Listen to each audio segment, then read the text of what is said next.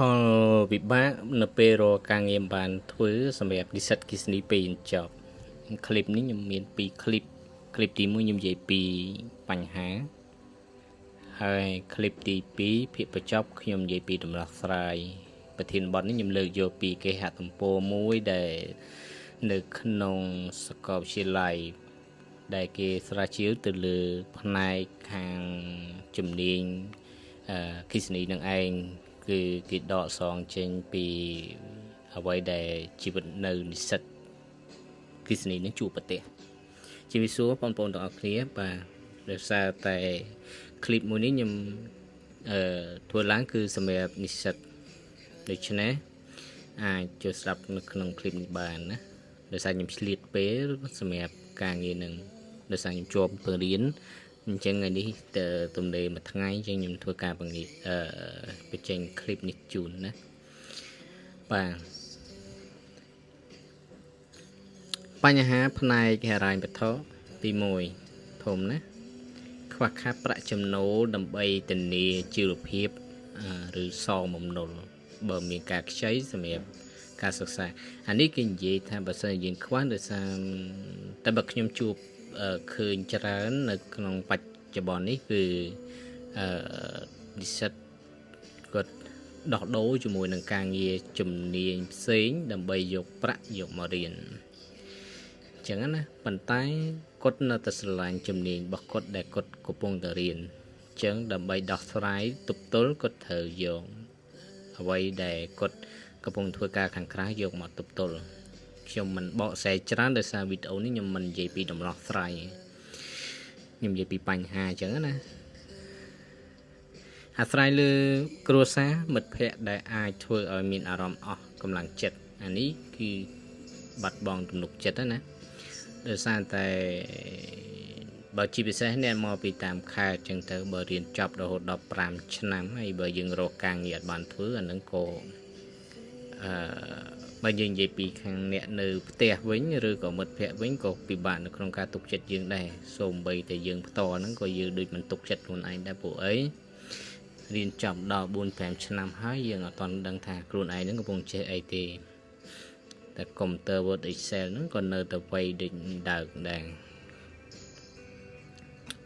ទី2ផលវិបាកផ្លូវចិត្តមានអារម្មណ៍ថាអស់សង្ឃឹមដោយសារខ្វះខាតបាទឱកាសការងារអស់សង្ឃឹមព្រោះយើងរកអត់បានមិនចឹងណារកអត់បានទៅណាក៏គេអត់យកដោយសារយើងខ្វះបទពិសោធន៍ខ្វះជំនាញអញ្ចឹងហើយបាទនៅក្នុងការបរិញ្ញាបត្រខ្ញុំតែងតែលើកពាក្យខ្លះមកនិយាយគឺដោយសារតែការរៀនកាលណាយើងផ្ដោតលើបន្ទុកគេហៅថាថប់តារាងខ្លាំងពេកយើងភ្លេចនៅជំនាញរបស់យើងប្រយ័ត្នអត់ដឹងថាខ្លួនឯងចូលចិត្តអីប្រឈមនឹងផលវិបាកផ្លូវចិត្តអានឹងត្រូវប្រឈមហើយអាចអស់កម្លាំងអត់សូវហូបបាយហូបទឹកណាគេមិនសូវស្កប់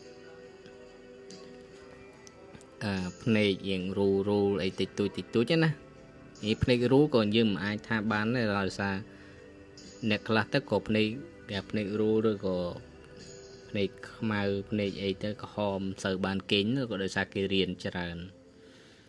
អញ្ចឹងអានឹងគេហៅថាប្រឈមផលវិបាកផ្លូវចិត្តយើងក៏ត្រូវការប្រឈមជាមួយវាដែរអញ្ចឹងណាទី3ការប្រឈមនឹងភាពយឺតយ៉ាវក្នុងអាជីពវាយឺតយ៉ាវមែនដោយសារតែឧទាហរណ៍បើយើងចាំដល់យើងរៀនចប់5ឆ្នាំហើយដំណមកការងារបានធ្វើប្រហែលខែទៀតយើងធ្វើចប់មួយឆ្នាំនិស្សិតគិសនីភាគច្រើនដូចឃើញคลิปរបស់និស្សិតមុនហ្នឹងដែលគាត់រៀនច្បងមុនហ្នឹងគាត់បានចែករំលែកហ្នឹងគាត់ណែនាំឲ្យឆ្នាំខ្ទង់ឆ្នាំទី3អីហ្នឹងគួរចេញរកការងារដើម្បីយកបទពិសោធន៍អញ្ចឹងបើគេចេញមុនឆ្នាំទី3ទី4ឆ្នាំទី5ធ្វើសារណាអញ្ចឹងសរុបទាំងអស់3ឆ្នាំគេបទពិសោធន៍3ឆ្នាំយើងទៅចប់ឆ្នាំទី5ហើយយើងគេ3ឆ្នាំអញ្ចឹងបូកជាមួយយើងរៀនចប់ ព្រោះការងារបានបបពិសោធន៍មួយឆ្នាំអញ្ចឹងយើងទៅបបពិសោធន៍មួយឆ្នាំគេឡើង4ឆ្នាំអញ្ចឹងអានេះគេហៅខ្វះខាតបបពិសោធន៍ការងារគឺធ្វើឲ្យយឺតយ៉ាវហើយណាក្នុងការដាក់ពាក្យការងារនាពេលអនាគតហ្នឹងគេយូរពេកអាចធ្វើឲ្យចំណេះដឹងហួសសម័យឬខ្វះទំនាក់ទំនងវិជ្ជាជីវៈគេយូរពេកគេផ្ដោតលើ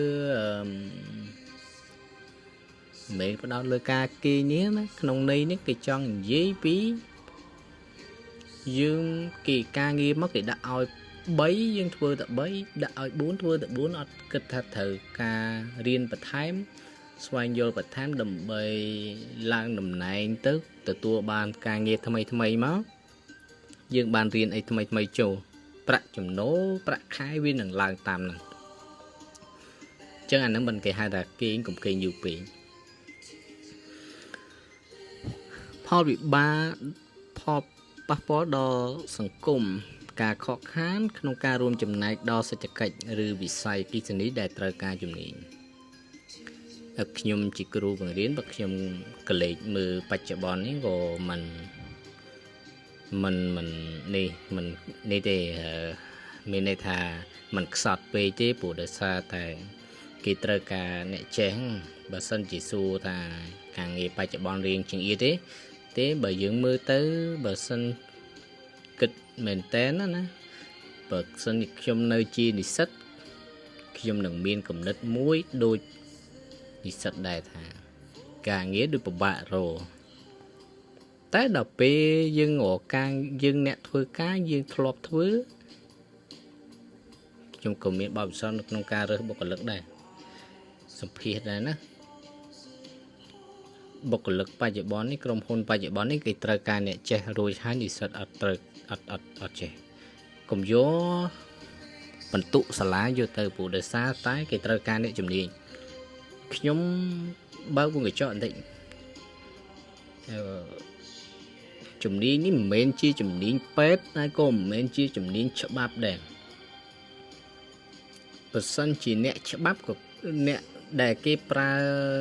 ជំនាញអីមួយដែលគេត្រូវការប្រឡងគេត្រូវការមេរៀនច្រើនឲ្យតែទិញចាំបកាយចាំទិញចាំរូបមន្តទៅអូខេហើយតែ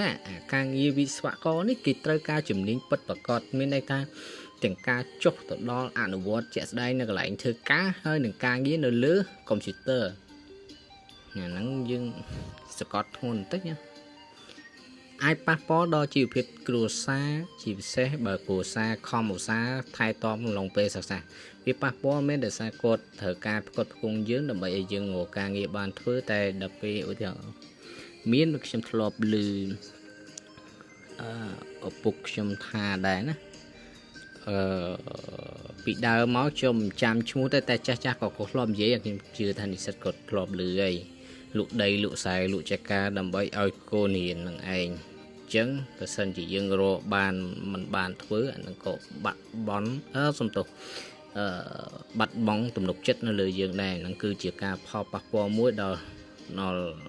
ក្នុងការផ្គត់ផ្គង់របស់យើងអូខេអញ្ចឹងខ្ញុំមានប៉ុណ្ណឹងសម្រាប់ផលប៉ះពាល់ដល់ការងារហ្នឹងណាពួកអីនេះជាបញ្ហាមួយដែលត្រូវគិតគូរឲ្យមែនតែន